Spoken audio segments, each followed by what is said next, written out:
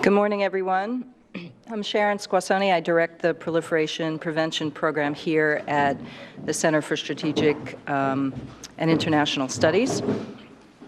And it's my pleasure to welcome you this morning. I know this is the Friday before Labor Day, so I really appreciate your time and attention. Just a few administrative remarks. We do have a system of plan of action, whatever you might call it, in case there's an emergency. So Yukari Sekiguchi in the back, if there's a problem, turn around and she's raising her hand, we'll follow her.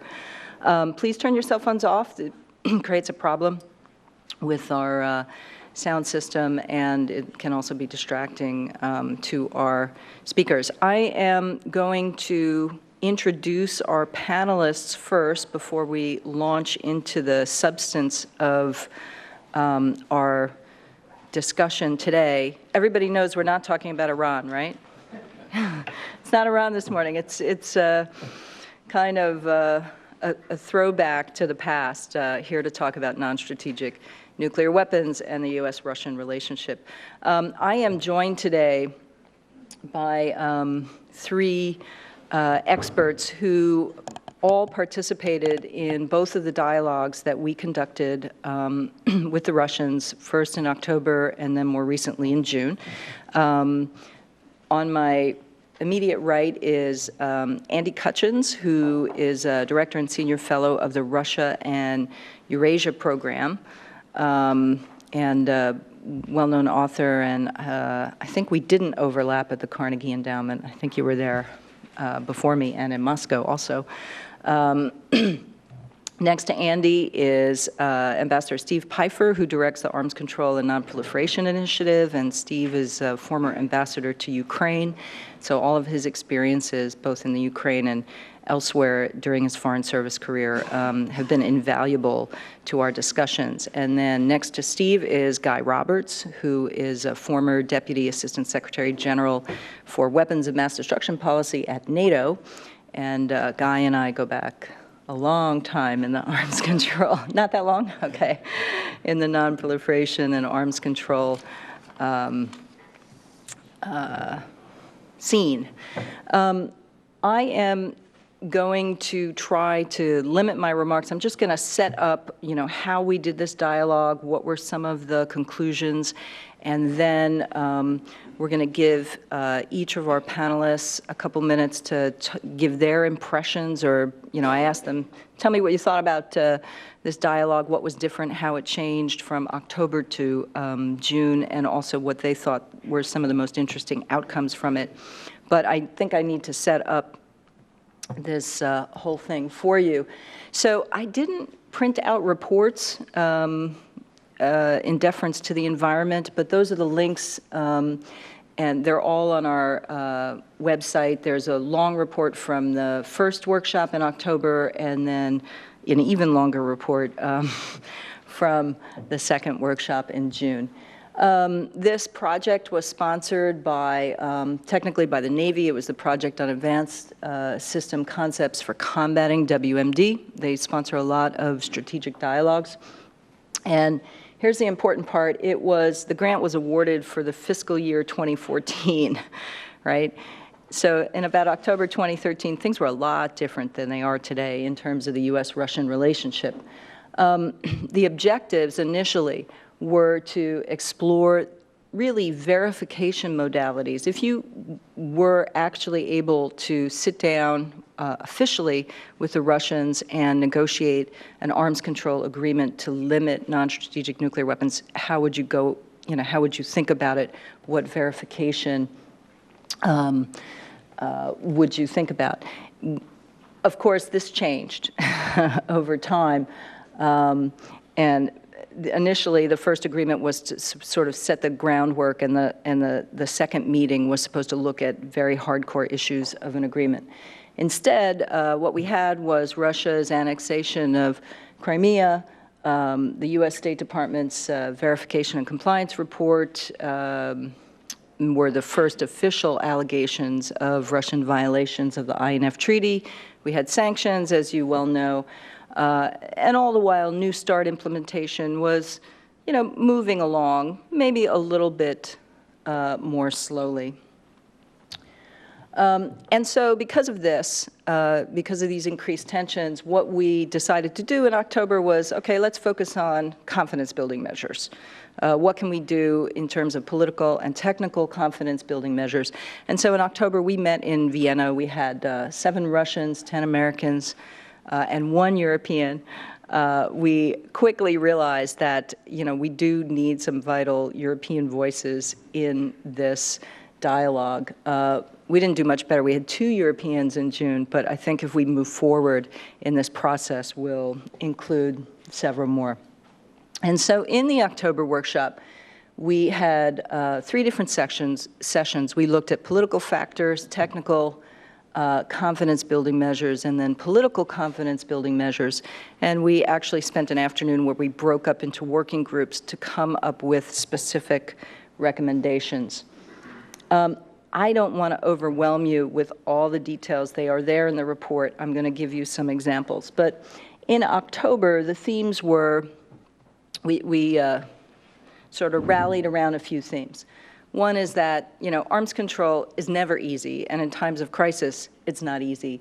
But it is still an important venue, if you can use it, to build transparency and trust. In October, all of the participants said, well, obviously, official limits on non-strategic nuclear weapons are off the table. Interestingly enough, in October, our Russian counterparts were quite clear. They said, look, Crimea is about European security. It's not about global security. This is not a new Cold War. Definitely not a new Cold War. In June, that tone had changed quite considerably, and that really affected the kinds of things that we talked about.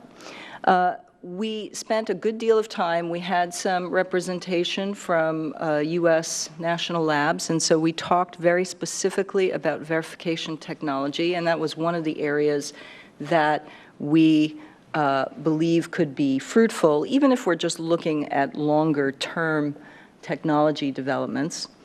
And we also talked about confidence-building measures in terms of lab-to-lab cooperation, limited data exchanges, and then, of course, the kind of existing venues of cooperation like the Proliferation Security Initiative, UN Security Council Resolution 1540. So we really kind of cast our net widely. The next few slides are a long list of things that we talked about, and I welcome, in the Q&A session if you want to ask specific questions about them. Obviously, the Russians are really big on historical data exchanges on the presidential nuclear initiatives. These go back to the 1990s. So the idea is if you have a good baseline of what nuclear weapons, non-strategic nuclear weapons are out there, then you can move forward from that baseline. They were a little, as were we, I guess, a little more squeamish on sort of more current data exchanges. In October, we said, we really cannot reaffirm what we call the NATO 3 no's, which is that we have no intention, no plan, and no reason to deploy nuclear weapons on the territories of new member states of NATO. And we could not commit to no modernization. And so these were topics that we discussed at length, both in October and a little bit in June. On the technical confidence-building measure area, we had the basic assumption that multilateral confidence-building measures were the hardest, bilateral at the moment were probably desirable but not so easy to accomplish, and that unilateral measures might be okay. All right, so that's a very narrow avenue for doing things. But we still talked about, possibly having expert visits to former storage sites in in Europe and thinking about some of the things that we had done in the past with the Russians. For example, the trilateral initiative between Russia, US, and IAEA on fissile material. In the longer term, the idea was to focus on cross-cutting technologies, things like information, transmission security, data storage, information barriers, and kind of soften the focus away from verification and more on sort of monitoring. There are a lot of things that we have done in the fissile material area that we might think about in the future. And then we had a third working group. It was kind of funny. It's like, well, you know, we talked about political and technical confidence building measures. Let's think about tangential opportunities. And that group kind of just brainstormed, came to the conclusion that, wow, we really need a broader dialogue about European security, but it's probably not possible right now.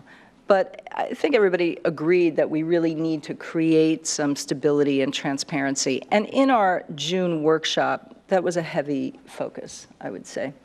All right, so I really am going to try and breeze through the next few slides. In our second workshop, what we tried to do was say, okay, we had a menu of ideas, let's drill down on that. And so I asked each participant to come up with 2 specific ideas. I said, put some meat on those bones, we'll circulate it. We came up with what I call an ideas paper. That is on our website, and it's, you know, in this package for the second workshop. And in those ideas, I asked folks to focus on military doctrine, transparency, technology development, and then safety and security of nuclear weapons. And this was kind of the surprise topic, I think, for our second workshop, which is it's kind of counterintuitive, right? If you're having if your relations are not the best at the moment, can you really talk about sensitive topics like the safety and security of nuclear weapons? And what we decided to do, was, you know, it's worth a shot, right? We have a lot of focus on nuclear security these days, and there have been exercises and cooperation with the Russians in the past in some limited ways. And so we have a menu of potential cooperative actions we could take there. All right, so this ideas paper, you can see we had a lot of ideas on the transparency end of it. It was pretty evenly divided, I would say. I can't really go through all of this here, A, because I think it would bore you, and B, there's a lot of a lot of language on those slides. But I think suffice it to say that, and I know Steve is going to talk specifically about military doctrine, there are a lot of topics we need to talk with the Russians about, and specifically given some of the statements by Putin and other, lower officials, we need to clarify some topics with them. And they feel the same way, for example, on ballistic missile defenses. So transparency, we had a lot of, and I apologize that this is so dark, it didn't look this way on my computer, lot of different ideas for kinds of information we might exchange with the Russians. And one particular topic that we talked about at length in June was the alleged INF violations. And I think we're going to discuss a few ideas that we had for being a little more transparent about those alleged violations on both sides. Technology development, lots of stuff emanating from our labs. I think in the future, if we did this again, I would get some Russian laboratory experts as well. There's a lot of work to be done on authentication of information. There was a lot of interest in remote monitoring techniques. And fundamentally, for non-strategic nuclear weapons, you have a lot of definitional issues which have an impact on the kinds of verification that you can explore. keep going through this on safety and security of nuclear weapons. A few of the ideas that came out were to do a joint threat assessment of the risks of terrorists penetrating a storage site. You could also flip that around and do a joint assessment of site security improvements. You could do some exercises that build on things that were done with the NATO-Russia Council on recovery. You know, how would you recover a nuclear weapon that was stolen? Those kinds of things. Okay. So that's the sort of setup for the workshop, and now I'm just going to highlight a few of the themes that we explored. 2 more slides. Fundamentally, the U.S. and Russia need a new basis for transparency. The old bases don't work, and that is, in the 1990s, Russia was looking forward to integration into Western institutions, and transparency was seen as the price for that. That is no longer viewed in that way. We talked a lot about nuclear messaging and how we have new generations of officials and how we might need to tweak that. We don't know how well that works anymore. On the uses of transparency, we suggested that the Russians need to clarify the status and the relevance of de-escalation concepts. In other words, you know, are they really contemplating the use of non-strategic nuclear weapons to avoid a bigger war or a conventional incursion? And we talked specifically about some Russian military exercises that would give the appearance of that kind of alarming doctrine. And on the Russian side, they said the U.S. needs to clarify what did Ash Carter actually mean in terms of I think it was Ash Carter, right? In terms of countervailing measures in response to INF. There are some, you know, there were some surprising misunderstandings given sort of the level and expertise in the room, at least surprising to me. I think we agreed we need a new political umbrella and that we need some short-term actions urgently. Fundamentally, I think we agreed that U.S., NATO, and Russian military officers and policymakers need to meet to review implementation of current agreements designed to avoid misunderstandings. And so one of these is the Incidents at Sea Agreement. In the last few years, there have been, I think, over 40 incidents between military forces, and I think right after our meeting, the American, I'm trying to remember, admiral and a Russian admiral met in Naples to actually discuss some of that. But we believe that it needs to be even broader. We suggested that we should expand the Vienna documents confidence-building measures to include exchanges of information regarding non-strategic nuclear weapons, high-precision conventional weapons, and air and missile defenses. And in the short term, we had a list of actions that we thought were urgently needed. So we need more information. If it's, you know, we were told, well, it exists on a classified basis, but we said, you know, Russian experts, you really need to publish articles on this concept of de-escalation, and whether we were told that it's not a part of official Russian doctrine. Well, you know, we'd like more confirmation of that. One of our participants recommended that the U.S. government should consider some transparency measures to demonstrate that the Mk-41 missile launcher for Aegis Ashore cannot contain or launch offensive surface-to-surface missiles. This is one of the allegations that the Russians have made. We recommended that NATO and Russian governments should reconvene joint activities regarding the safety and security of nuclear weapons or exchange such collaboration to include an exchange of best practices. Sorry, that wording is a little off. And then finally, we said, well, maybe the Special Verification Commission under the INF Treaty should be reconvened to talk about the allegations of violations on both sides. In the longer term, we think it would be useful to reconvene activities previously conducted by the NATO-Russia Council, including military-to-military exchanges on avoiding misunderstandings. We think we should resume U.S.-Russian activities related to developing better technologies for verification.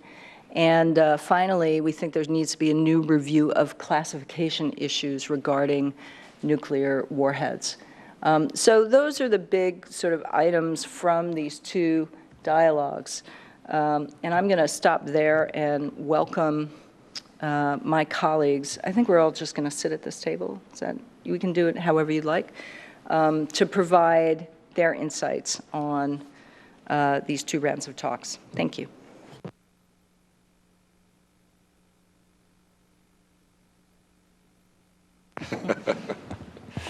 Good morning.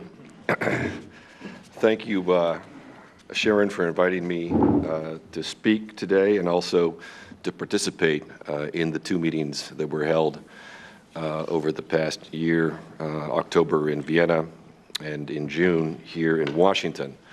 I'm going to make some brief comments about why I think this exercise was so important and important that we continue, and then some remarks about the domestic political context in Russia, which Sharon asked me to speak about.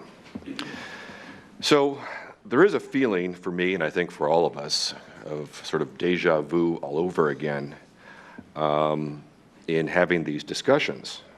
As a young, aspiring Sovietologist in the 1980s, I cut my teeth on meetings and discussions like this, and through the 1990s, dealing with the nuclear legacy of the Cold War was a very relevant and even urgent topic, I think, for a lot of us. And then something seemed to happen. The topics of nuclear security, non-proliferation, arms control, et cetera, seem to some extent to lose their urgency, I think, at least from my perspective, and their relevance. And I was thinking about this and talking about it yesterday at lunch with Sharon. And what happened? Well, okay, I think the Bush administration, the George W. Bush administration, had something to do with this as they came to power in 2001 with a very different perspective on the value of, I think, what we refer to as traditional arms control agreements, negotiations, et cetera. Whether one agrees or does not agree, there was the withdrawal from the ABM Treaty. There was the so-called Moscow Treaty, which was basically a bone thrown to the Russians because the Russians wanted a piece of paper in May of 2002. And so they got about three and a half pages of paper in the Moscow Treaty. Two. Thank you for the correction, Steve. It's longer in Russian, but in English. Russian is a complicated language, so it might be three. And the message was, the Cold War is over. We are no longer enemies.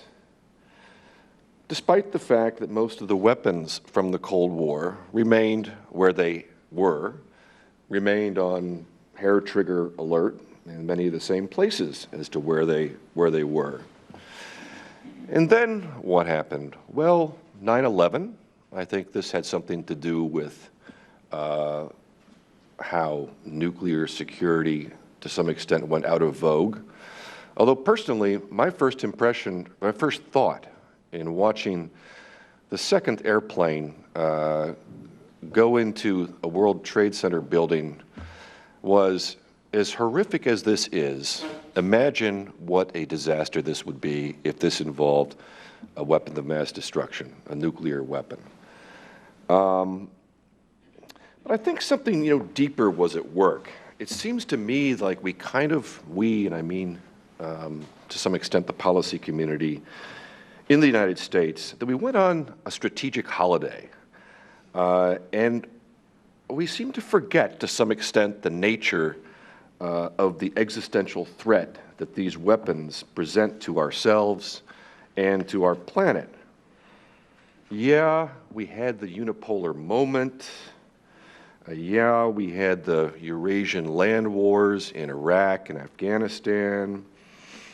Yes, much more discussion about global warming or global climate change, global jihad, the global financial crisis. And Mr. Obama did become infatuated with the idea of global zero momentarily, until I think he and his administration realized, presumably, that virtually all of the other nuclear states, existing and aspiring, had no interest in global zero because nuclear weapons were their asymmetric strategic equalizer in trying to prevent making the world safe for American conventional weapons dominance. But thanks to Vladimir Putin, to some extent, it looks like the strategic holiday is over. The ongoing war in Ukraine, as Sharon alluded to, reminds us that we never did successfully resolve the challenge of building a new European security system in the quarter century since the end of the Cold War. And thousands of the strategic and non-strategic nuclear weapons that we used to agonize over, they're still around. And Putin loves to remind us that they're still around.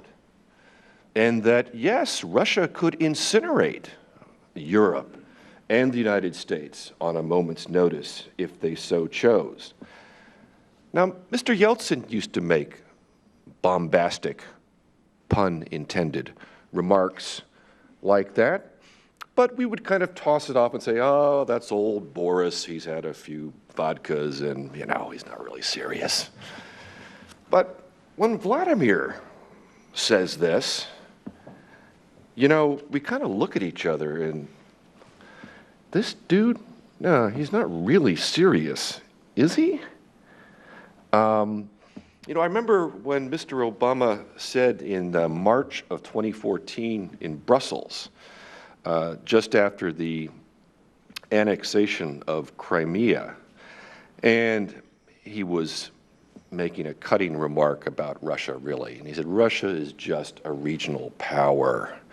What keeps me up at night is the thought of a nuclear weapon going off in New York. And honestly, the first thought that came to my mind was, don't give him any ideas. Come on. Now, seriously,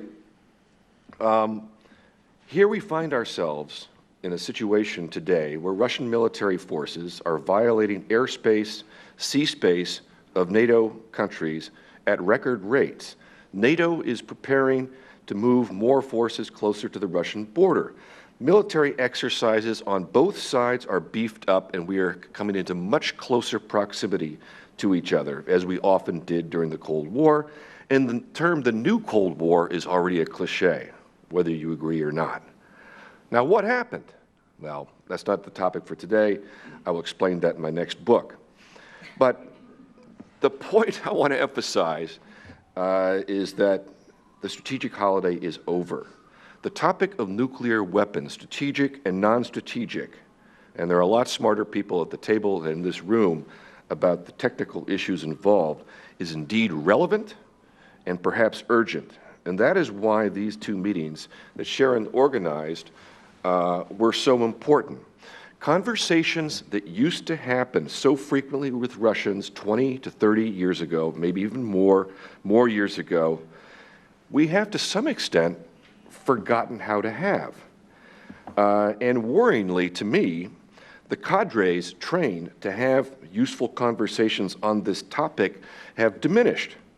20 or 30 years ago, I was one of the youngest guys in the room in such a conversation. Today, I still remain one of the younger people in the room in a conversation about this. And guess what? I'm not so young. And so I think this issue of training a next generation of experts to understand the technical, the political, the historical details and facts about these weapons, which still exist and present tremendous dangers, is very important. I suspect, and in fact I know, that the generational dilemma is quite a bit worse on the Russian side. So let me just conclude by making a few comments about the Russian political context that Sharon asked me to speak about. I could provide two words: not good. Okay, I'll provide a little bit more than that. Recall in the spring and summer of 2013, when newly re-elected President Obama, he wanted to pursue a reset two, if you will, with the Russians. And the focus of that was on arms control, hopefully another round of strategic offensive reductions, and yes, possibly a broader discussion of strategic stability, including the roles of missile defense, precision-guided munitions, and space-based weapons, etc. Now, yes, Mr. Snowden, remember him, he did complicate things in the summer of 2013, but basically the reason why that discussion ended, in my view, was that the Russians were not interested at the time in pursuing the discussion, or at least not in the terms in which the Obama administration wanted to. And as you recall, the summit meeting that Mr. Putin and Mr. Obama were to have on the sidelines of the G20 meeting, or actually in Moscow, right after the G20 meeting in St. Petersburg, that was canceled. Now, over the course of the last 20 years, nuclear weapons have come to assume a much larger role in the overall strategic posture for Moscow. And I think the reverse is true for us. And so one problem I think we face in a larger, in a sort of a general way, is there is kind of a strategic mismatch to a greater extent today than that which existed during the Cold War period, especially the latter Cold War period. But secondly, and over the last 15 years, whatever trust Vladimir Putin had towards the United States, particularly the United States, has evaporated. And even worse, his whole domestic political consolidation is much more dependent upon anti-Americanism. It is the principal prop, I think, in his political legitimacy, authority-building strategy with the Russian public. And so we've just heard this over the past several years, this growing chorus of, we are the enemy. We seek to weaken Russia. Come on, let's be serious. The CIA, the NSA, the State Department, all of the NGOs that we support, we can't hold a candle to the Russians themselves when it comes to the task of weakening Russia. Sorry, but just had to say that. But I think the point for Mr. Putin is that for most of the time that he has been leader, de facto and/or de jure of Russia, it has been economic growth and prosperity which has been the principal backbone of his political popularity. That has ebbed away over the last few years, and it is now this anti-Americanism, anti-Westernism, which is so much more important for the domestic political consolidation. Now, that's an obstacle. It's not an insuperable obstacle. We have had important instances of cooperation with Russia over very important security issues. Would point to, first of all, the removal and the disposal of the entire declared chemical weapons arsenal of Syria, which took place in 2014.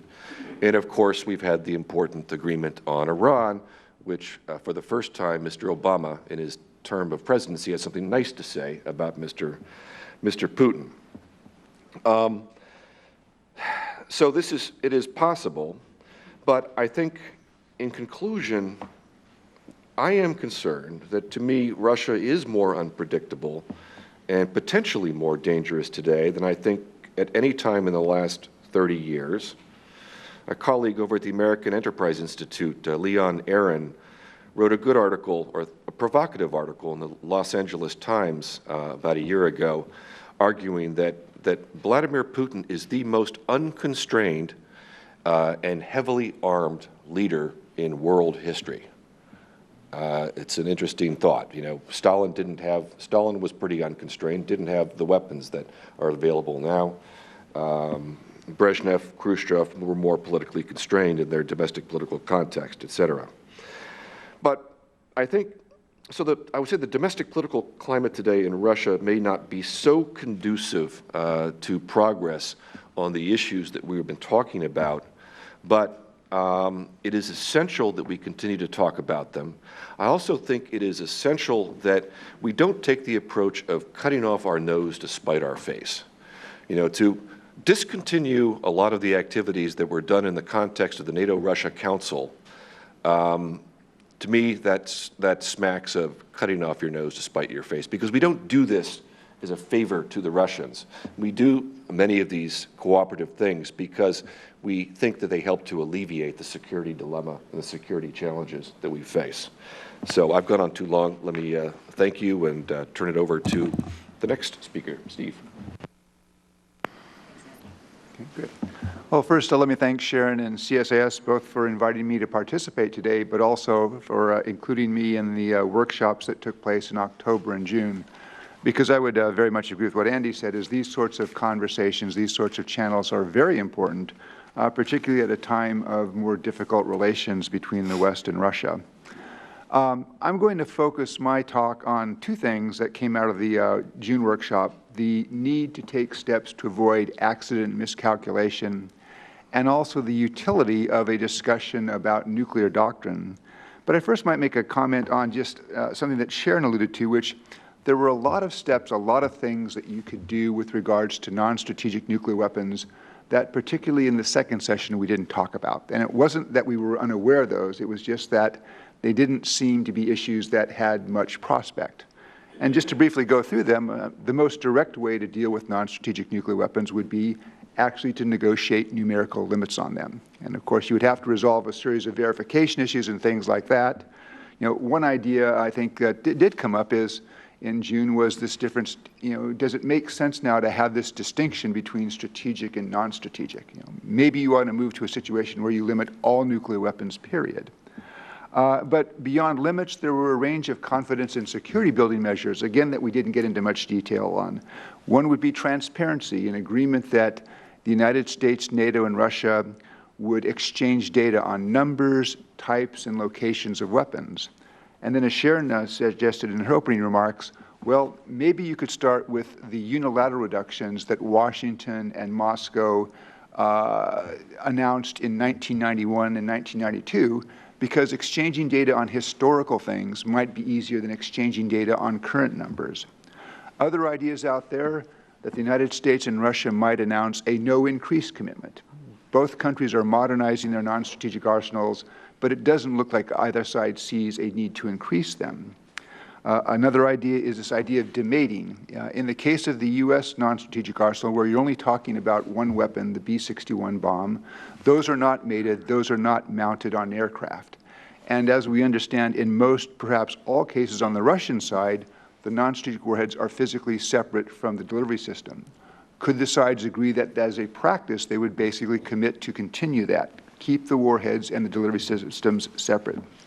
And other ideas out there that have been discussed in the past: relocation, consolidation of weapons.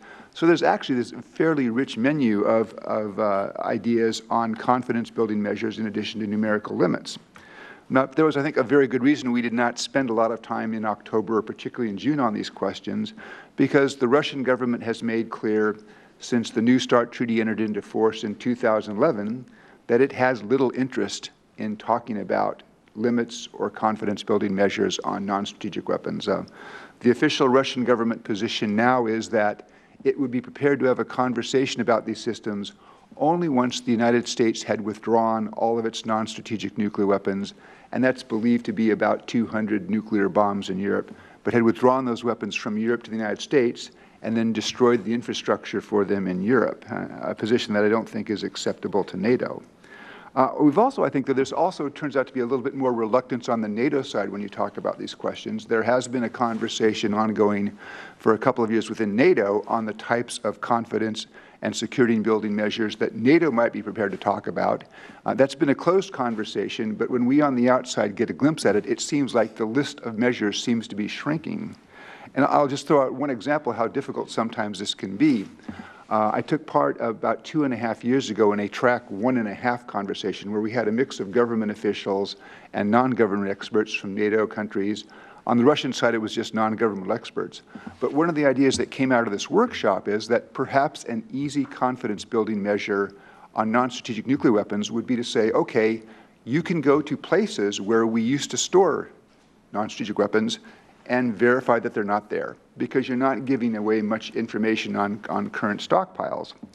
And this seemed to be an idea that this group felt was actually had some interest. And some of our German participants said, well, let's do a next conference in Germany. And Germany, of course, during the Cold War, when it was divided in East-West Germany, had been hosting both American non-strategic nuclear weapons in Western Germany and Soviet non-strategic nuclear weapons in Eastern Germany.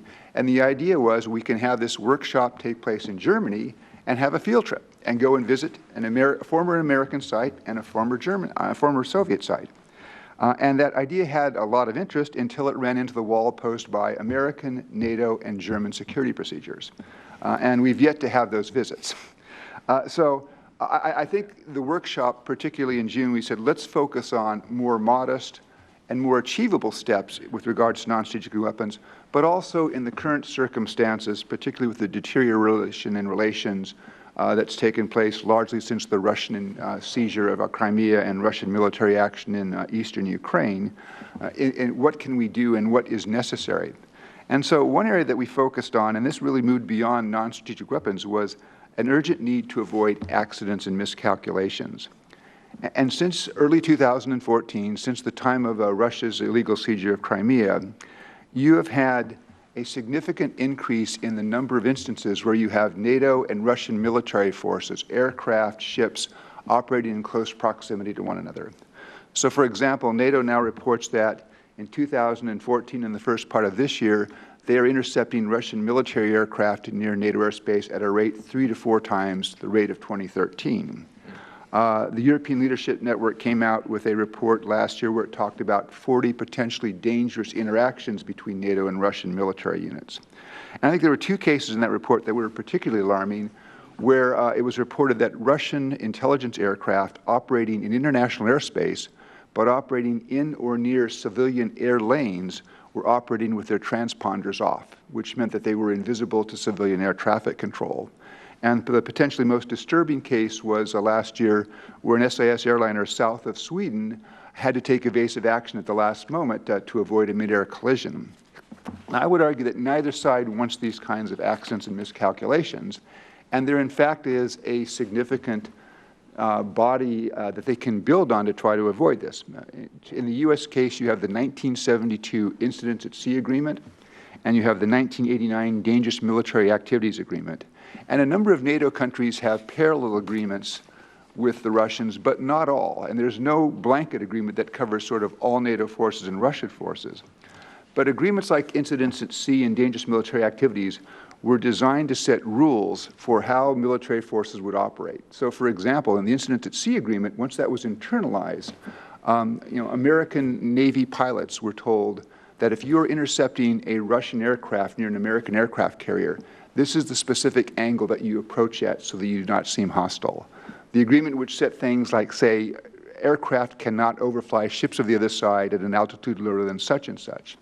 In the Dangerous Military Activities Agreement, which primarily focused on interactions between American and Soviet forces along the inter-German border, units at the tactical level said, if something's going on the other side and it's of concern and it's ambiguous, here's a radio channel you can call and say, what's going on? And the whole point of these agreements was to reduce risky situations, reduce ambiguous situations, and provide immediate means for the forces involved to clarify it so that you do not have an accident.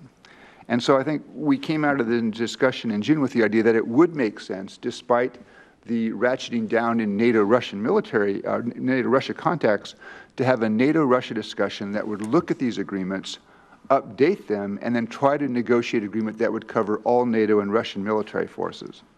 And again, we thought this kind of agreement, presumably since neither side wants an accidental conflict, would be in the interest both in NATO capitals and Moscow.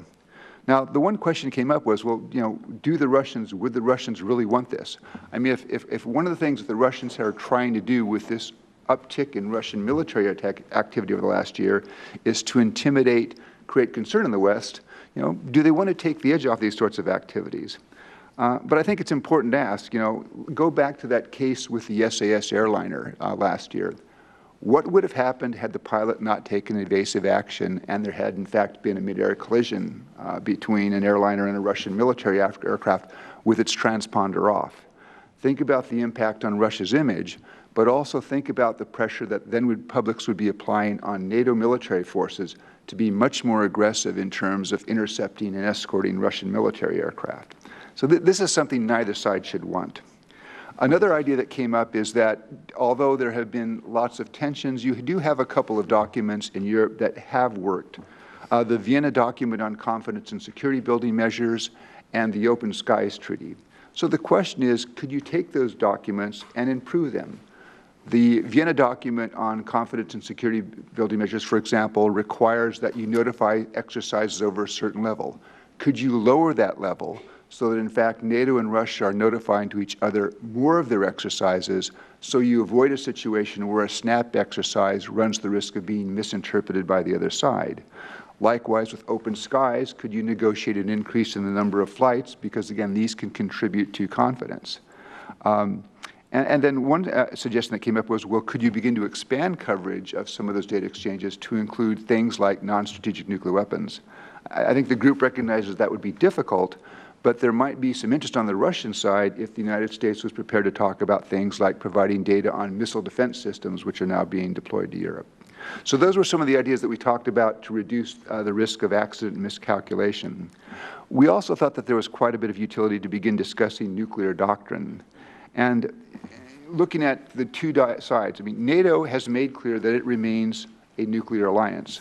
But if you look at the role that non-strategic nuclear weapons play in alliance defense policy, it's significantly less. It's significantly reduced from the time of the Cold War. And you see this in the fact that the number of American nuclear weapons in Europe over the last 25 years has been reduced significantly. We used to have a number of different types of nuclear weapons. Now it's only the B-61 gravity bomb. And NATO Cold War practices, and God be familiar, this is a quick reaction alert, where at times during the Cold War you actually had NATO aircraft with nuclear weapons on them prepared to launch very, very quickly. And I think I saw a NATO document a few years back that it said it would take a number of weeks to recover that status. So there has been a ratcheting down on the side. And I think it's true when NATO thinks about non-strategic nuclear weapons in Europe, it's primarily in terms of deterrence, but also assurance. They are a symbol of American commitment to defend Europe, and I think a symbol that has become more important in the last couple of years in places like the Baltic region and Poland and Central Europe because of concerns about Russia. And if used, I mean, I think NATO doctrine looks at nuclear weapons and says if a nuclear weapon or a non-strategic nuclear weapon would be used, it would be used less for the military effect than for the political effect. The political signal that a nuclear weapon would send by being used would be that this conflict has reached the point where it's in danger of spinning out of control, perhaps escalating to strategic nuclear weapons, and it's time to stop. Now, if you look at the Russian doctrine, at least the unclassified Russian doctrine, it doesn't seem to be so problematic. Russia has now said, both in its 2010 and its 2015 doctrines, that it would use nuclear weapons in two cases. One, if nuclear weapons or other weapons of mass destruction were used against Russia or a Russian ally, or two, if there was a conventional military assault on Russia where the existence of the Russian state was at stake.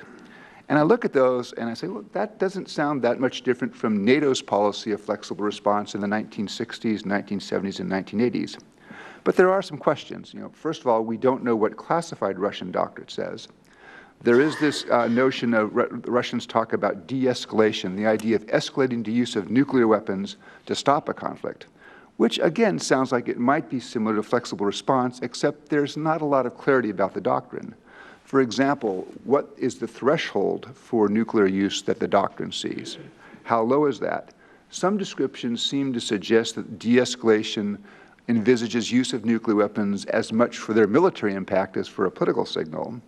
And there was just a bit of general confusion. I mean, it was interesting, I think, to the American participants in the June discussion that virtually all of the Russian participants said de-escalation is not a part of Russian doctrine, which seems to contradict what we've been reading a lot about what Russians have been writing about nuclear doctrine for the last 15 years. So I think one thing we came out of this discussion was it would be useful to begin to talk about doctrines in a way to have a better understanding of how the sides view these.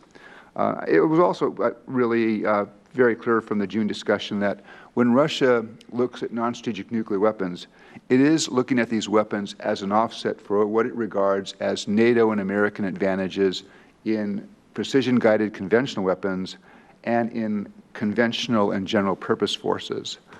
Left unsaid, and my own belief is that when the Russians look at non-strategic nuclear weapons, and it may be a bit politically incorrect to say this after President Putin's visit to Beijing yesterday, but I think actually a big factor in this is the Chinese factor, where I believe the Russians do not understand, do not see how they could cope with a conflict with China, certainly not at the conventional level, and non-strategic weapons play a role in that. But again, what came out of this discussion was it would be very helpful to have a better understanding of nuclear doctrine on both sides, and maybe some sense that having that conversation would be easier than talking about specific confidence-building measures or limits on non-strategic weapons. Finally, we chatted a little bit about the question of the role of nuclear messaging, which Andy has already referred to. Nuclear issues have become more prominent publicly in the last year because Vladimir Putin talks about nuclear weapons so much. In March, there was a documentary put out on Russian state television about the Crimea crisis in February, March of 2014. And at one point, Mr. Putin says, I was prepared to put our forces on nuclear alert. And I think the reaction most of the West was, what? Because if you look at that crisis, how it played out, there was no evidence that NATO was prepared to take military action, no NATO nuclear alerts. I mean, NATO began to take steps really only at the end of March, well after the crisis had reached its key point and Russia had already annexed Crimea. And so there are a lot of questions where we don't have good answers. Why does Mr. Putin talk about nuclear weapons so much? And I've come up with 3 or 4 ideas. A couple ideas are benign, a couple less so. I mean, one reason may be is that he likes to think of Russia as a superpower. And if you look at the measures of superpower status today, really the only area that Russia competes is nuclear weapons. Another area is that the Russians, and I think still believe that they have some areas where they lag behind the West and China in terms of conventional forces. So part of the reason to talk about nuclear weapons is to remind the world, look, if we get beat conventionally, we can escalate to nuclear. A third reason may be that he's read his Thomas Schelling and that he sees some value to appearing a little bit crazy, a little bit unpredictable when you talk about nuclear weapons, particularly if it's part of an effort which I think we're seeing now to, in some ways, intimidate the West. But the most worrisome suggestion is that some of his language suggests that he might see nuclear weapons not as instruments of deterrence, but of instruments of coercion, and that would be worrisome. So again, some kind of discussion that would allow us to understand this, I think, would be very useful. So what came out of the June workshop was there are some very important areas for conversation where discussions between NATO and Russian military officials would make a lot of sense, even at a time when NATO-Russia relations are at a fairly low point. But I guess the question is, can NATO and Russia have a productive exchange on these kind of issues in the current political environment? Okay, well, thank you very much, Sharon. It's really a pleasure to be here, and it was also a pleasure for me to participate in these workshops. Of course, the problem of being last speaker means everybody said everything I wanted to say, so I really have very little to add. But the one thing I do want to emphasize is right up front is I think of all of the things that we did during these workshops, the most important aspect of these workshops was the fact that we held them. And the fact that we engaged in a dialogue that at present we don't really have with NATO.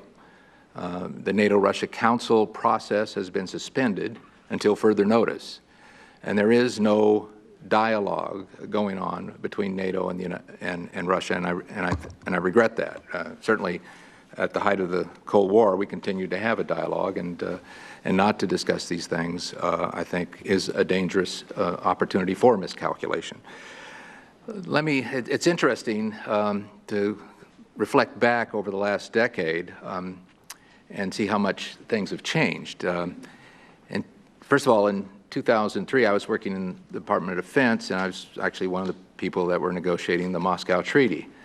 And as part of, after we'd finished signing that treaty, I was tasked to go to Geneva for the first consultative group meeting, or as we called it, to have a dialogue with the Russians. And I had bought into the fact that the Cold War was over and that we no longer had an adversary, and we were strategic partners or competitors at worst.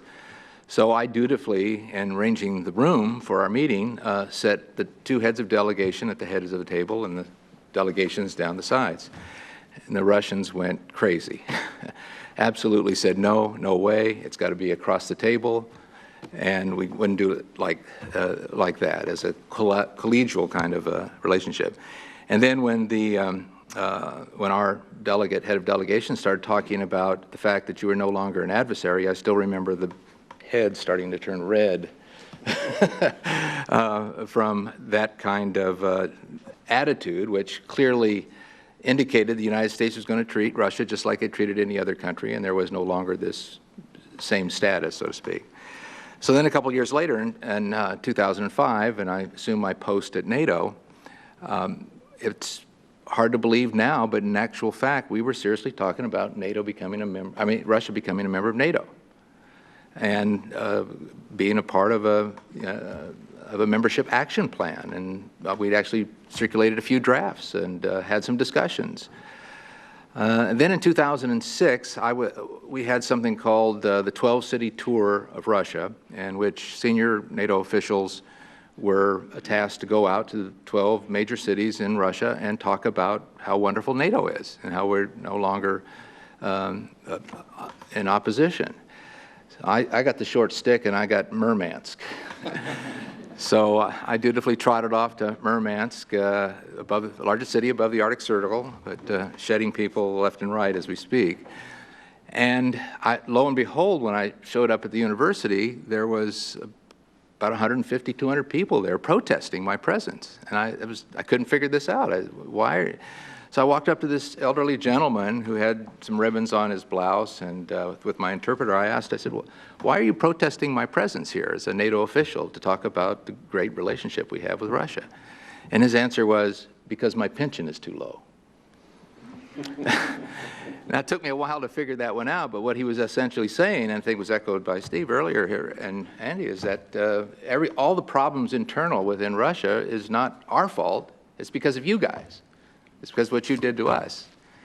And so that, and that kind of continued to resonate, and I think has resonated as part of, I think, what we see now and what Putin plays up to and with his audience. I guess he still has an 80% or better approval rating by people in Russia. So, as I said, so I just wanted to, put that as kind of some interesting anecdotes. I was also acting assistant secretary in August when Russia invaded Georgia, and I just can say it was really, really hard to get all the ambassadors back from their vacation, even with an invasion. That's one of the most sacrosanct things you don't want to touch as an August holiday by our European colleagues. I wanted to speak a little bit about NATO. I mean, one of the things that I would ask you to keep in mind is that the NATO alliance, the NATO allies, are continually concerned about and interested in the Russia-U.S. bilateral dialogue. We've made it very clear, and even though I'm no longer a member of the NATO staff, I still sometimes say we, because I still think of myself as trying to reflect that alliance's views on many things. And as Steve indicated, it is true that we've endorsed, and again, in both our strategic concepts of 2010 and other documents and our statements during our summits that we will remain for the foreseeable future in the current situation a nuclear alliance. But more importantly is that political dimension that Steve alluded to, and that is the real desire to burden share, to be a part of that nuclear deterrence posture. And even more important is the consultative aspects of that. That is that the United States will consult if it ever contemplates using nuclear weapons under any situation, and this goes way back to the early 60s. Participation, this political linkage is incredibly important. I can't emphasize that enough. And the physical presence of a U.S. nuclear deterrent assuages any fears that the United States may eventually abandon those that are members of the alliance. Participation, and this reflects in the arms control process as well. The alliance looks to actively participate. In fact, we set up a committee that would provide a forum for the U.S. to keep the alliance informed about bilateral U.S.-Russian relations, and particularly in the arms control realm. And their concern is that whatever dialogue goes on between the United States and Russia, it should not lead to the weakening of the transatlantic link in NATO.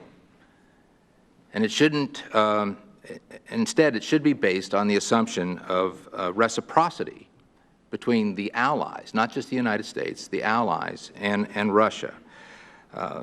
This inclusion of what I call the European footprint in any of these arms control processes needs to be subject to this consultative process in the alliance. And it's also firmly based on the principle of the indivisibility of security. And in every document that NATO puts out, and especially in its summit statements, we talk about this again and again, about this indivisibility of security.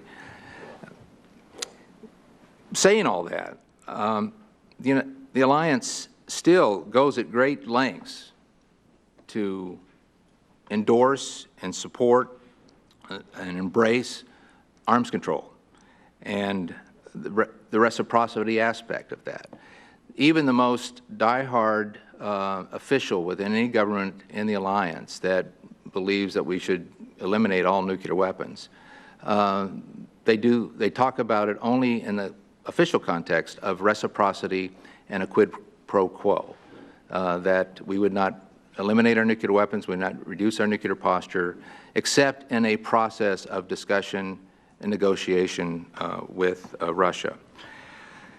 In the last summit, the alliance again stated that they look forward to developing various transparency and confidence-building ideas with the Russian Federation in the context of a NATO Council with the goal of developing detailed proposals and increasing on mutual understanding. They continue to believe that this partnership between NATO and Russia, based on the respect of international law, is of strategic value and continues to aspire to a cooperative, constructive relationship, but one that's reciprocal. The flip side of that is, as they've said in the Wales Summit, is that current conditions do not exist to allow that to continue, and then the alliance decided, in essence, to suspend all discussions within the context of the NATO-Russia Council. Now, when I was there, I chaired something called the Nuclear Group, and that Nuclear Group developed a series of confidence and security-building measures that were short-term, mid-term, and long-term. Among those included discussions on NATO and Russia, nuclear doctrine. Those discussions that were candid and were very open. It was a very constructive dialogue. NATO on its side was pushing to have Russia provide information on their tactical or non-strategic nuclear weapons, which they refused to do, but they were still willing to talk about doctrine and do it in that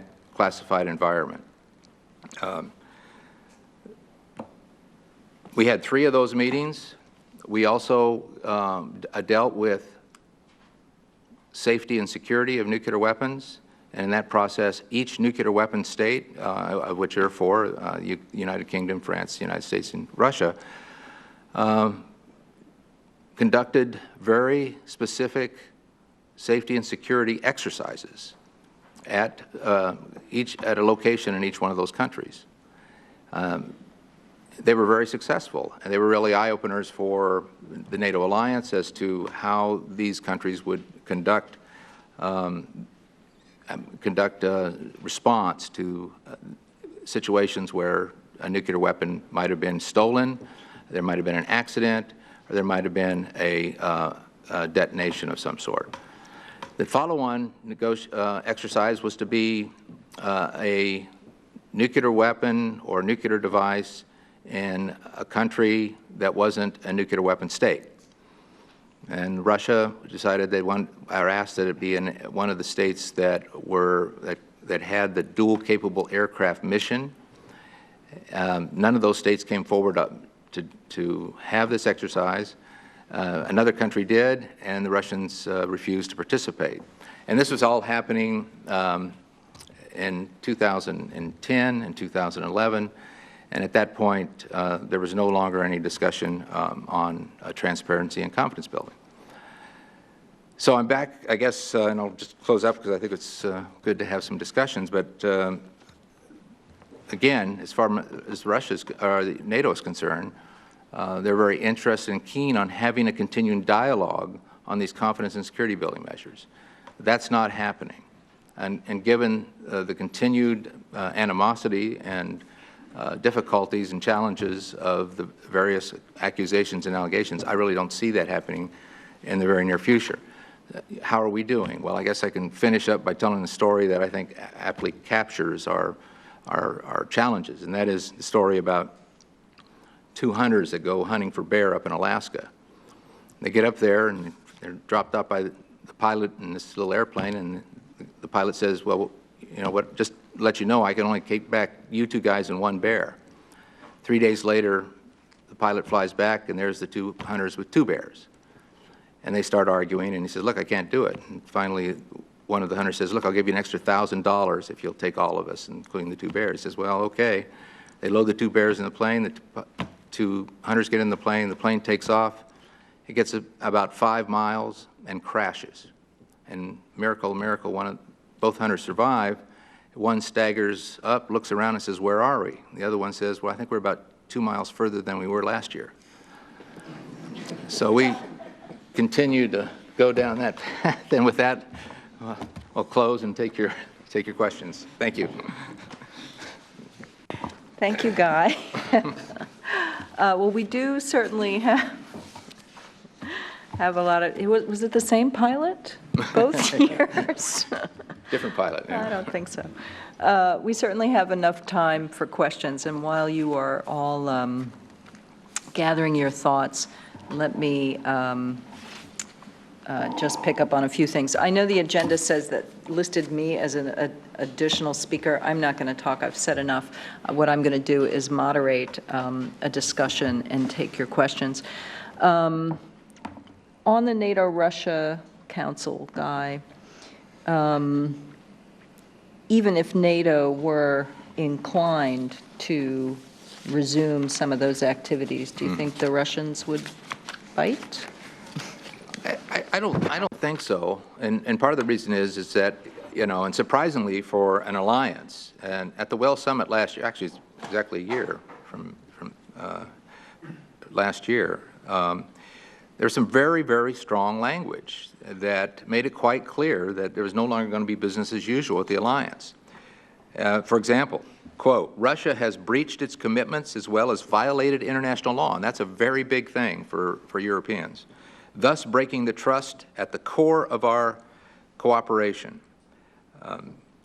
And they lamented the fact that for 2 decades, the NATO has gone to extraordinary lengths to embrace this relationship. As I said, talking seriously about them becoming a member of NATO. And as a result of Crimea, as a result of the activities in eastern Ukraine, but also the things they've done and threatened to do in Georgia and Moldova, and just a whole litany. In fact, if you go on the NATO website, and they've actually listed the 25 years of mythical crimes that NATO has committed against the Russian Federation and responded to that. And it's a long, long list. Everything from NATO promised that we would never deploy forces in Eastern Europe to we violated the nuclear non-proliferation treaty by training pilots to fly the nuclear mission. And it just goes on and on and on. So it's really going to be hard, Sharon, I think, to go back to a relationship. And again, as I said at the very beginning, I'm very disappointed in that in some respects. I think we should have, been a little bit more forceful. The alliance should have been a little bit more forceful in trying to re-engage and saying, look, where can we, as Steve, Andy's pointed out, where are these areas that we can actually start talking again and start building the trust and confidence? And as I said, that's why at the end of the day, I think this track 2 that we're engaged in is going to pay huge dividends and is really, really important. No, I think, Sharon, I think that Guy is largely right, but let me try to add just a little ray of optimism. And I went through the early 1990s when I worked at the State Department on arms control issues, and you had the Soviet walkout from both the negotiations on intermediate-range nuclear forces and on strategic arms reductions at the end of 1983. You had a deep freeze in U.S.-Soviet relations throughout 1984, and then in 1985, in early 1985, the Soviets said we want to resume the negotiations, and within 2.5 years, you had the INF Treaty and major progress on START. So I think it's very hard to be optimistic about the current state of U.S., Russian, and West Russian relations right now. But we also ought to not ignore the possibility that there may be an opportunity to try to turn things around. Again, I think probably being pessimistic is the more realistic course now. But things can change fairly quickly. That's been demonstrated by relations between Washington and Moscow in the last 30 years. One other thing, Steve, that you brought up, this question in talking about doctrine. And other, the Russians are quite interested in talking about new technologies, right? Whether it's precision-guided munitions or other things. And I quite clearly remember a question from one of the participants to the Russians where it was asked, okay, well, how would you feel about a cyber attack? Does a cyber attack constitute an attack on your state? Does it create an existential threat? And the answer was, well, okay, from one Russian, right?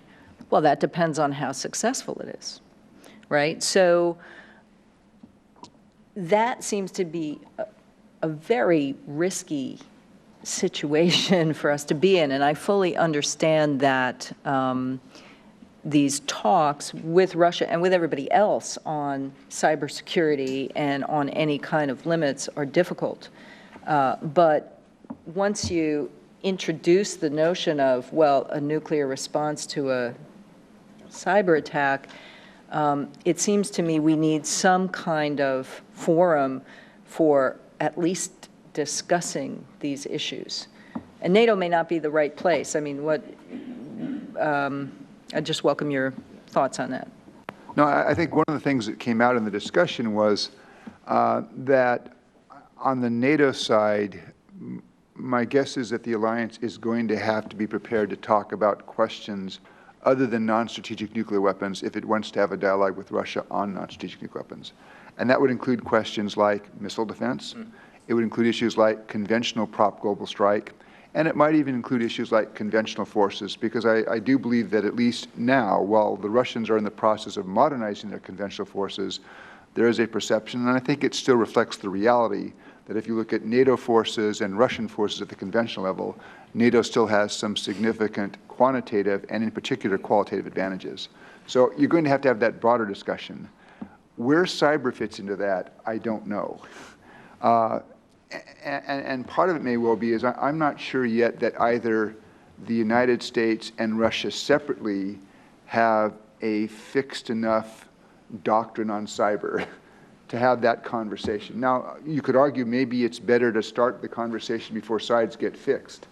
But for all of the attention that's just talked about here in the cyber world, I'm not sure I understand what American doctrine on cyber is. And I'll give you an example, because I do think that when the U.S. government thinks about cyber, how do you deter cyber attacks?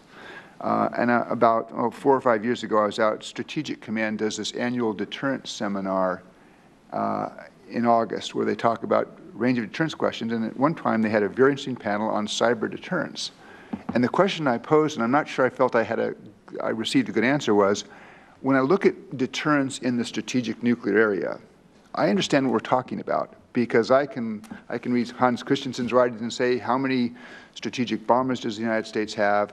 How many intercontinental ballistic missiles? We periodically exercise them.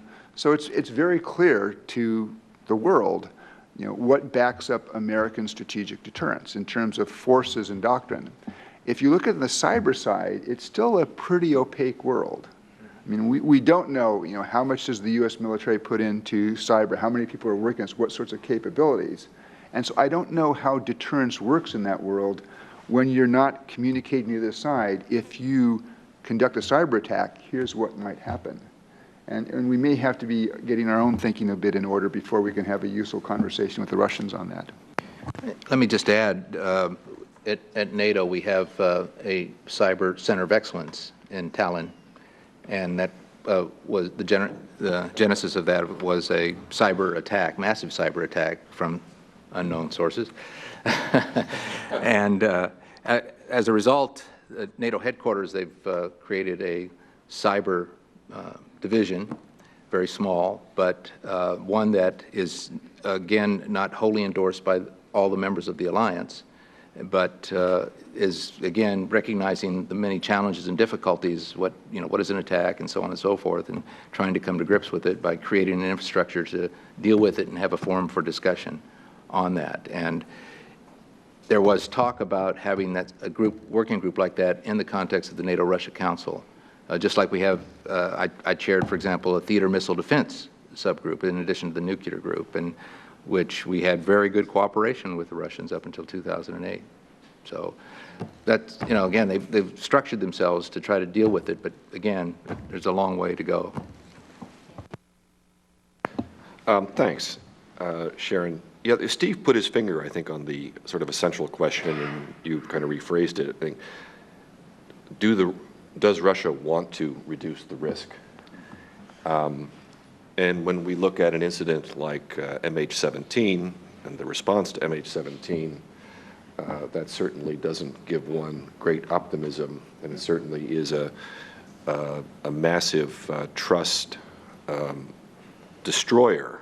But let me offer a little bit, a ray of optimism. And it has to do, I think, with, for us to participate in a track 2, it really is a track 2. I mean, we don't really need to think about necessarily, or I certainly don't, many of the participants don't need to think about whether the U.S. government endorses this or not. The Russian system doesn't work that way. So just the very fact that we are able to hold these discussions and to have the level of representation that we had from the Russian Federation says something that at least some areas in the Russian government are supportive of continuing these types of discussions. Maybe not in the context of a NATO-Russia discussion right now, as Guy suggested, but in this context, and it just only emphasizes, I think, the point that Guy was making, that what we are doing is all that much more important. Thank you. It's time to take questions from you. So we have some roving microphones, and I just ask that you introduce yourself and your affiliation, and I'll try and go in order. Austin, can you come up front? Thanks. Thanks. Hi, my name is Andrei Sitov. I'm a Russian reporter with TASS, the Russian news agency. And actually, my question is a direct follow-up to what you've just been discussing. First, I think it's an important discussion. Thank you for having it. Second, for me as a journalist, it's hard to even cover this event because I do not understand its practical significance. So I have a group of eminent experts who seem to be agreed that the dialogue is needed. From what I'm hearing from all of you, you are for an official dialogue on confidence building, on trust building, all of that. Like Andrew just said, on the Russian side, it's probably sanctioned in some way, even on track 2. But what about the American side? So you are all for it, so what does it mean? You also seem to be all agreed that the West and the US are not willing at this point to restart the dialogue. That's my question. What does it mean? What does this panel mean? What does your opinion matter for Washington? Let me try briefly, and then I'll let the diplomats take over. Yes, this is track 2, but remember also our sponsor for this dialogue was the U.S. government. And there was definitely interest in the U.S. government. We had some government speakers that did not participate formally in the dialogue, but did attend, gave luncheon and dinner notes. I know anecdotally, not on an official level, that there is great interest in what was said. I don't know that the U.S. government has plans to follow up on this. That's beyond my ken. Yeah, it's not quite. I don't know if I would say it was totally track 2, sort of track 1.5. I think both sides, I think Steve put it quite well, both sides have a big interest in reducing some of the risks that are currently not entirely nuclear, right, but the risks of these, of inadvertent escalation. And so to the extent that this may contribute to helping mitigate some misunderstandings, I think there's great interest in it. Other panelists? It's a great question, Andre.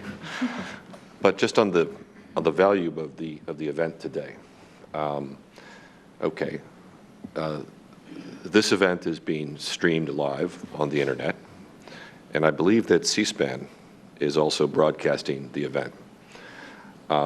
So I think there is a value simply in the role of public education, that we are talking about this. Reasonably serious people, knowledgeable people, and we think that there is a problem, and that maybe this can possibly have some influence, outside of the building in a multitude of ways. I just add 2 points briefly. Anytime I've had a conversation with somebody in the U.S. government about a track 2 effort that I've been involved in, the U.S. government supports these science side of things. They think that these contacts are useful. They keep a dialogue going. Sometimes they actually produce ideas which then can work their ways into official channels. I guess the second point I would make, and at least this would be my view, and is that in the aftermath of Russia's military seizure of Crimea and Russian military action in eastern Ukraine, it was appropriate for NATO and Russia, for the NATO to ratchet down the NATO-Russia relationship. I mean, there have to be political consequences to egregious bad behavior. But I think probably the feeling of most of the American participants in the workshop is that it might make sense for NATO now to relax that and open up the way for a NATO-Russia military-to-military dialogue, particularly on the issue of how do you avoid accident and miscalculation when you have an increased tempo of NATO and Russian military forces operating in close proximity. So we'd say, let's open the door to that. Now, having said that, I also think in my own mind, I'm not yet sure whether the Russians would then say, yes, we want to have that dialogue. But I would argue that it would be worthwhile for NATO to try to do that because, neither side should have an interest in a conflict that begins by a miscalculation or accident. Thank you. I saw a question first, this young woman here, and then. Thank you. Nisu Gören, University of Maryland. I follow the story from the Allies' perspective, particularly from Turkey. So my question had to do with a follow-up on the idea that NATO is not prepared to reaffirm its commitment to the three no's. Considering the significant divide among the allies, especially when it comes to the reluctance to host the tactical nuclear weapons versus the ones who are eager to receive the modernization of the warheads and the next generation of dual-capable aircraft. How much longer can NATO actually continue pursuing its policy of avoiding talking about the three no's? Are we actually going to see new countries, particularly in Eastern Europe, who will take over the mission? Great question. Guy? I don't think. Three no's are just. That's right. That's a good question. It's complicated. I think clearly right now NATO is relooking at its nuclear policy, and they're going through somewhat of a bureaucratic process to see if anything needs to be changed. But the fact of the matter is, NATO conducts nuclear exercises, but they don't announce them. It's not public. If you look at the handout, and I commend that to you, there are several really good papers in there, including mine, but and the report. But I have a slide in there, for example, that shows that if a nuclear mission for NATO was ever required, that up to 16 different nations would be participating in that forward deployment, again, to send the political message of the solidarity of the alliance. And part of the burden-sharing ongoing process that we have today is all the other nations are looking for ways in which they can participate in some way other than holding the annual Nuclear Policy Symposium, as how they can actively participate. Now, given the current circumstances, there's been a lot of talk about the possibility of forward deployment. There's, as far as I've seen, at least in my discussions with people at NATO, and no one is talking about moving nuclear weapons and having them being permanently stationed. But there is, discussion about, well, what more can we do, and how can we, back to the messaging part of that, a huge part of that messaging is this solidarity by doing these exercises with as many nations as possible actively participating. Now, with the three no's, the one thing people forget about the three no's is it also says at the end of that sentence, based on the current policy situation. The policy situation has changed. And so you do get some people talking, well, the situation has changed, particularly some of our Eastern European allies. They say, well, those three no's are no longer relevant, and we need to re-examine it. But from an overarching alliance standpoint, I don't see any changes, certainly a movement of those, and it wouldn't, from a technical standpoint, have any relevance anyway, to be frank. But again, that's not to say that we aren't continuing our exercises. Arms Control Association does a good job of announcing those that we try to keep secret. And, okay, yeah. If I could, I just go. The three no's. Just a little bit of history. The three no's were NATO said back in 1997, when it in the Founding Act, and this was incorporated in the NATO-Russia Founding Act. But it was NATO policy that they said, as a result of enlargement, there was no intention, no plan, no requirement to deploy nuclear weapons on the territory of new NATO members. And I agree with everything that Guy just said about the importance of NATO consultations on nuclear questions, the importance of burden sharing, but I would also argue, and I think I missed this part of the discussion in October, because I would have said we probably could reaffirm the NATO three no's. It seems to me, and there have been some suggestions in the last 5 or 6 months from some quarters here in Washington, not in the government, but outside, about maybe a response to Russian bad behavior in Ukraine should be to move American nuclear weapons to a place like Poland. I personally think that would be unwise on 3 counts. First of all, deploying those weapons from their current locations to a place like Poland makes them actually much more vulnerable to Russian preemptive strike in a crisis. The Iskander missile, if it's deployed in Kaliningrad, can cover about 2/3 of Polish territory. Second, I don't mind in the current sense and circumstances being a little bit provocative towards Russia, but putting American nuclear weapons in a place like Poland would be really, really provocative. Think 1962 and the Cuban Missile Crisis. The third reason is I think that if the United States were to go to NATO and say, we want to move some of our B-61 bombs and the delivery aircraft from their current locations to Poland, my guess is you would have a large number of allies, perhaps majority allies, saying, are you out of your mind? So an idea that makes weapons more vulnerable, really ticks off the Russians, and causes dissonance, disruption with the alliance doesn't strike me as a particularly smart policy. Pfeiffer's 3 no's. Yeah. So this is where I take it. I think, while it makes sense in parallel with the 3 no's, NATO also at the time said that, again, in the current and foreseeable security circumstances, there would be no requirement for permanent stationing of substantial conventional combat forces on the territory of new allies. Now, I think that there's a discussion to be had about that question, but it seems to me that the 3 no's would still apply, because I don't think it buys you anything in military terms, and it buys you, lots of problems if you start changing that. Well, and as I said, from a technical standpoint, we saw no need to do that. I mean, take away all those others, but, will it give us added benefit and make it us more capable? And the answer is no. 4 no's. We hit a question right back there. Thank you. Ed Ift. Edward Ift, Georgetown University. Sharon raised the question of what do the Russians think about the suspension of all these working groups. I was at a conference several months ago at which Ambassador Kislyak spoke, and he was lamenting the suspension of these groups, and he said that we, Russia, would like to resume them, but we're not going to beg. I think that's your answer. Other questions here and then there. Thank you. Maciej Lemka, Georgetown University as well.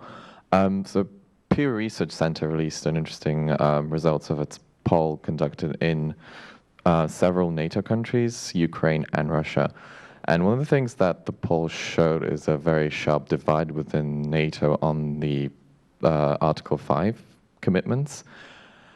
And what do you think, how does that affect further progress on limiting non-strategic nuclear weapons in Europe? Yeah, I saw that poll. My guess is I could go back to the 1970s and 1980s and find very similar polls. I'm not sure how much weight to put in them.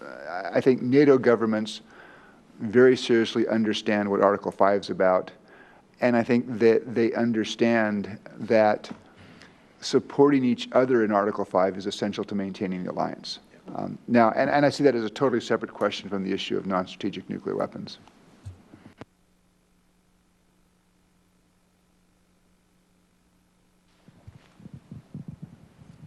Hi. Gary Sargent. I'm a retired Army officer by trade. I work for a small consulting company. My question is because we're talking non-strategic nuclear weapons, they're hard to find. So I wanted hopefully somebody could expand a little bit on the remote sensing piece you talked about. And then the second thing would be is at the operational level, who has launch sort of capability, if that's even something you guys can share or understand or believe from Russia? In terms of authorization, what level? Is it down to tactical division, Army commanders in terms of executing? Because I'm always worried about mistakes, because the Army and everybody makes mistakes all the time.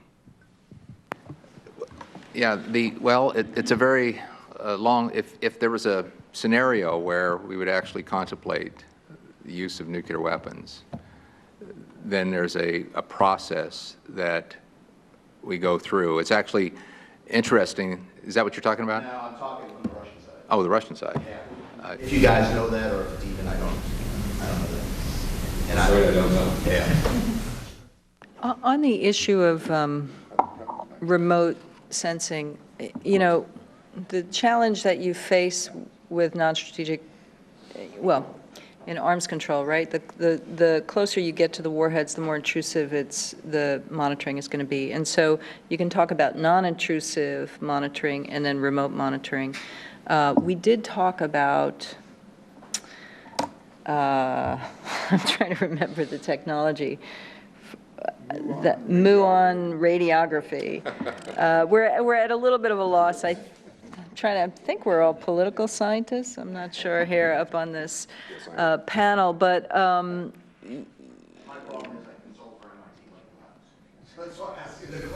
you need to ask them that question. No, but these are you know, our national labs have been involved in this kind of technology development for decades, but the issue there is, you know, if you were to sign an agreement in 10 or 15 years, you would already need to be starting that development today. So there are long lead times for some of the stuff. I know I'm not giving a very good specific answer, but there are, I think Nancy Jo Nicholas described some of them in detail in the paper that's available on our website.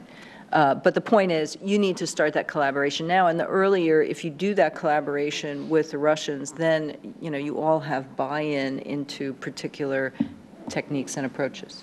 There was one point at the October workshop where we had somebody from one of the U.S. labs give a briefing on this muon radiography. And as they showed a slide that said that with this technology, 1 m away from the thing, you could actually tell is that a nuclear warhead or not. I remember raising my hand and said, please tell me that's 1 mile. And they said, no, that's 1 meter.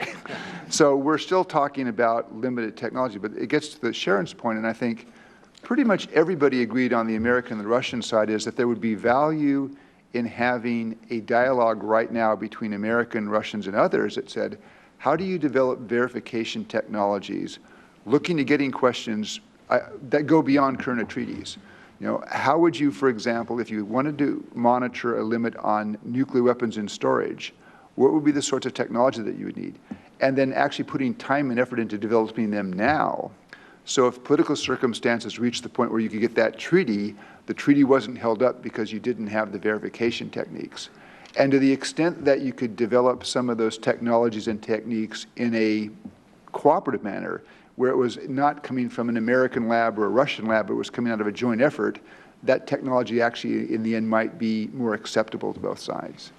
I think the State Department in December of last year announced an effort to try to promote development of further technologies in the area of verification and to encourage, you know, universities to make contributions.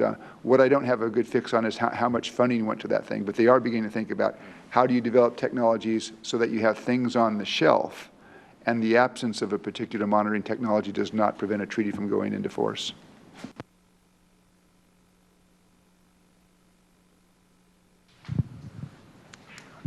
Thank you. Richard Fieldhouse, former Senate Armed Services Committee staffer and now doing consulting work.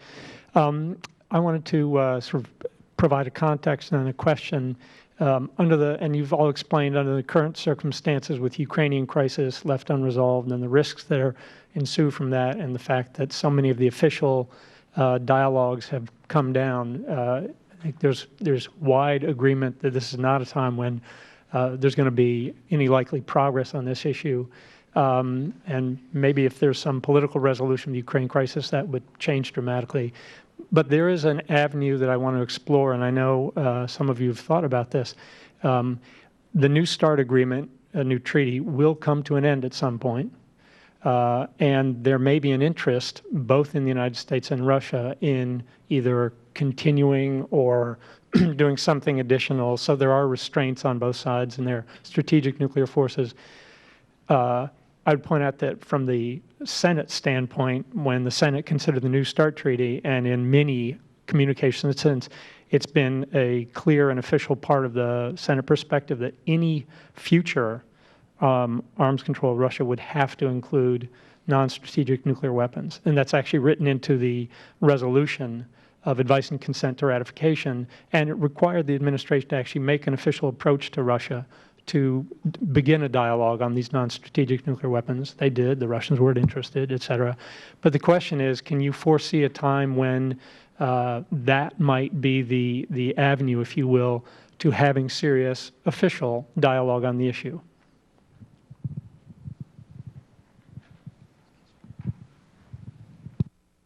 No, again, I try to be optimistic about these things. I do believe that even though you now have a difficult situation between Washington and Moscow, that at some point, maybe it's 2018 or 2019, that the Russians will have an interest in having a dialogue about what happens with New START. The New START Treaty entered into force in 2011. By its terms, it expires in February of 2021, although the sides do have the ability to extend the treaty by mutual agreement by up to 5 years.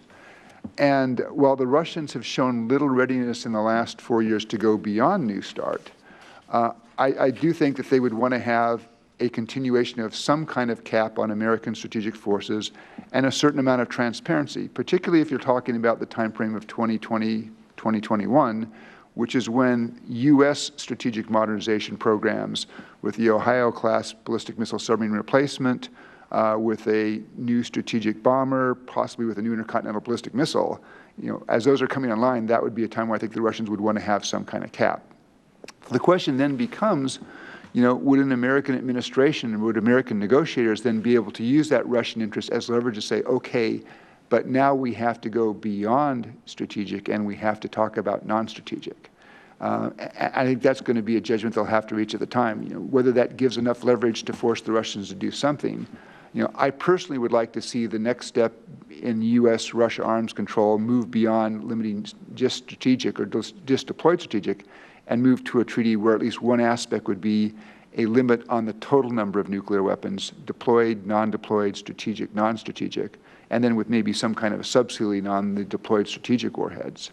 But I think we won't know for a number of years until we actually get into that negotiation whether the Russian interest in having some kind of treaty gives us the leverage to get them to broaden the number of systems covered to pick up nuclear weapons beyond strategic. Andy, did you want to add something? Yeah, it's an excellent question, and my honest answer is maybe. Russia is prone to nonlinear events and development. So kind of extrapolating where we are today in 2015 and assuming that'll be the situation in 2018 or 2020 is risky. I would say that, though, that one key positive step, and this seems obvious, to kind of get to this point where I think we would like to be, is there has to be a resolution of the situation in Ukraine. And that resolution of the Ukraine situation then has to include, I think, a broader discussion about European security. And then if there's progress on that, then I think, this could be more possible. But there has to be some facilitating conditions that happen before that's able to happen. We had a question up here and then over to there. Hi, Milton Honig, International Center for Terrorism Studies. You mentioned that in your workshops there were some provocative ideas presented in connection with the safety and security of non-strategic weapons. Were the ideas presented by the Americans substantially different from those presented by the Russians in their originality? Could you contrast any of these? Or you can mention some of the ideas that were presented. Sure. Actually, it was our European but that's okay. This was the topic that I assigned to him. And actually, what I meant by provocative was just that at a time when you're even struggling to find venues to talk to Russians, the notion that you could talk to them or have joint exercises or anything else about safety and security of these tactical nuclear weapons it was a little counterintuitive. That's why I said it was provocative. The recommendations or the ideas that, and it was Oliver Meyer from the Hessische Stiftung, I forget what you call it, what is it? Friedensforschung? Peace Research Institute. Good German scholar. Good German scholar, formerly with Arms Control Association. These built on things that we've done with the Russians already in terms of exercises, but trying to push a little bit more. So there were 6 items, and you can read about them in the report, but just briefly, joint assessment of the risk. And you know, if anybody has been following the nuclear security summit context, you know that any discussions of, risk assessments are very taboo. We're certainly not going to do that with the Russians now because they're not attending the nuclear security summit in 2016. You could also, as I said, flip that around and talk about site security improvements. You can share best practices. This is how, in a generic sense, you could have exercises focused on accidents or incidents and associated consequence management. You could develop incident response procedures. So for example, you could consider, I'm just going to read from the report, tabletop and joint exercises to develop and test procedures for responding to different crisis scenarios. Some of these things are borrowed from the nuclear security world. You could set up a 1540, the UN Security Council Resolution 5040, joint working group to explore challenges specific to safeguarding non-strategic nuclear weapons from access by non-state actors. You could, and then this is really a holdover to the other areas, initiate a dialogue between NATO and Russia on measures to avoid this unintended escalation of military encounters. So, I wouldn't call these necessarily provocative. The question is, do you have, what's the hook to initiate or resume some of those things that had been done under the NATO-Russia Council? Okay. Yeah. Sure, go ahead. I wanted to add something to the previous question. And maybe let me be a little more frank. I'd be pretty pessimistic, frankly, about having a discussion with the Russians about non-strategic nuclear weapons. I mean, even if the conditions that I talked about happen, the structural situation, the structural security situation that Russia faces, and the asymmetry and the importance of nuclear weapons for Russia, that's not going to go away in 5 years. That's likely only going to increase. And so I think from their perspective, make that discussion perhaps even harder to make progress on. We weren't able to make progress on that in 25 years, really. And in the 1990s, when it was a much more felicitous political environment. So to think that in 5 years, when I think the structure or the core problem, the asymmetry of our sort of the strategic mismatch, I think it's going to be worse. I think it's going to be tougher. I would just add to that, overwhelmingly, after these 2 dialogues, what I come away with is, and I think, Steve, you said it earlier, you can't, it's very difficult to just put these nuclear issues in a box. Yeah. When we said, look, you need to have a new dialogue, or when these participants said, you need a new dialogue on European security, how do you get there? Who do you include? You need to talk about issues or concerns from both sides. And I don't say this to be a Pollyanna, okay? I spent most of my career in the U.S. government, not outside, actually doing negotiations in arms control. But there are some Russian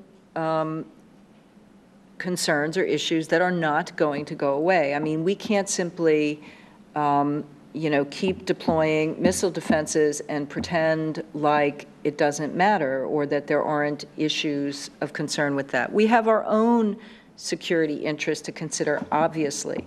But, you know, so the real question is, can you, you know, if you can't get anywhere on non-strategic nuclear weapons in a purely nuclear avenue, are there other things, or is there a broader discussion where you might make progress on that? You know, and this is not simply the, gee, we'll trade TAC nukes for ballistic missile defenses. We're obviously, nobody's recommending that, but you have to at least have those discussions, not in the press, but face-to-face. And again, there's an antecedent to that. If you go back to 1985, when the United States and the Soviet Union resumed nuclear arms control discussions, it was done in the nuclear and space talks, where you had a group on strategic nuclear forces, a group on intermediate-range nuclear forces, and a group on defense and space. Because the Russian, or the Soviets at the time, said, in order to talk about reducing strategic forces, we also have to have a dialogue that covers our concerns about things like American missile defenses. Now, in the end, the defense and space talks did not produce an agreement, but the context of that overall discussion then created a framework where you could get the INF Treaty and the the START I Treaty. Yeah, I remember, I mean, in 2011, one of the big hopes for the Obama administration was to reach a modus vivendi with the Russians about missile defense. And that failed. And I think it failed primarily because we weren't really ready to talk about missile defense in the broader context of strategic stability, where you bring in the role of strategic offensive weapons, non-strategic nuclear weapons, precision-guided munitions, missile defense, space weapons. And it was my hope in 2013, when the Obama administration was trying again to engage in this, that at least, that to me, success in those efforts in the spring and the summer of 2013 would have, to me, I would have said, if we'd agreed to a framework for discussions about strategic stability, for a broader framework, because if we're not able to do that, I don't think that we can make progress simply on looking at non-strategic nuclear weapons off to the side. So I saw one last hand up.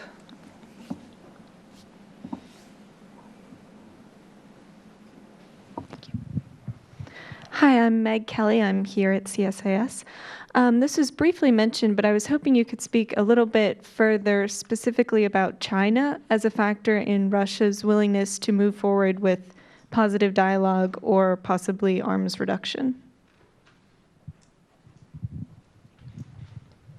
Yeah, well, no, the formal Russian position, as I think it's been articulated now by Foreign Minister Lavrov, is that the next stage in nuclear arms limitation talks should not be U.S., Russia. It should include at least Britain, France, and China. I agree in principle at some point the dialogue has to be a multilateral one, but I would argue, and here I'm using Hans's numbers here so he can correct me if I get them wrong, but I think if you look at the total American and Russian nuclear arsenals, each of those countries is about 4,500 total nuclear weapons, including strategic and non-strategic. France and China would be close to the next largest country at about 300 weapons apiece.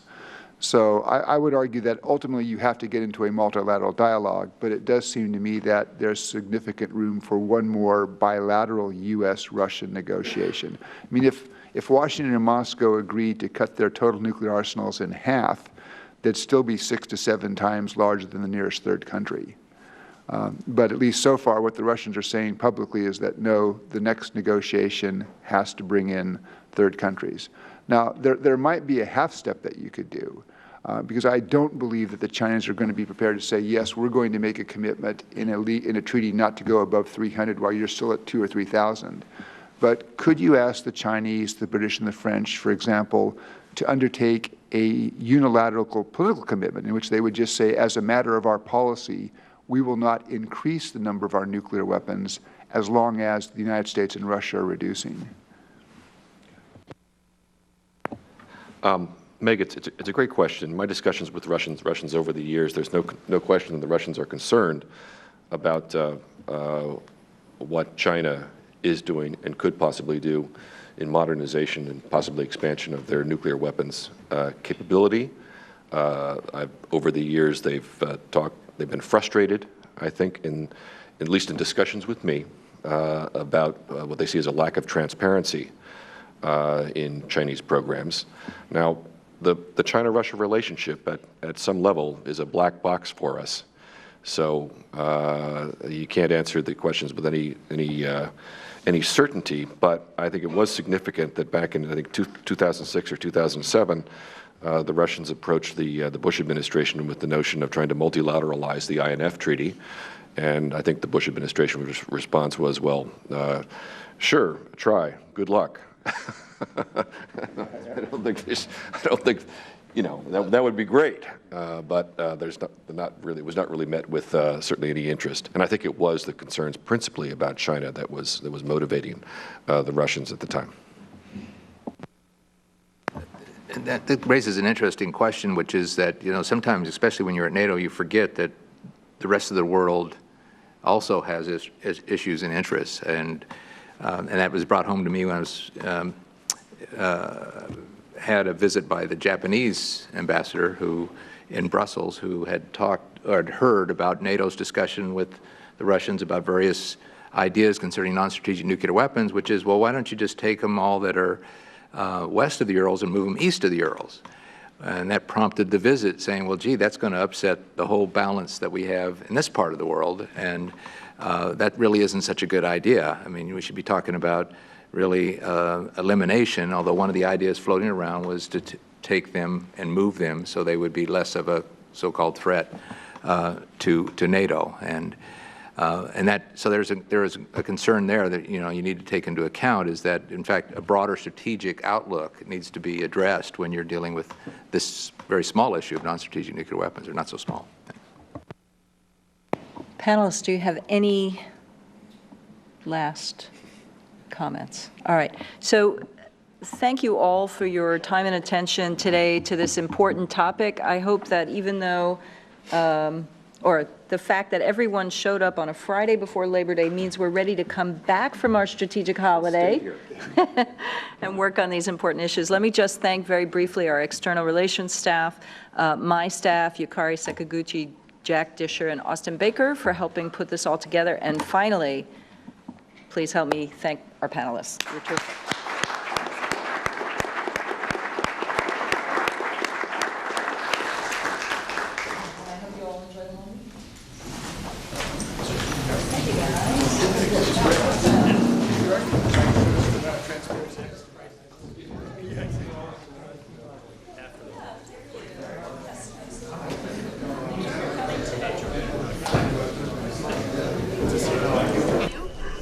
I'm the leading state sponsor of terrorism.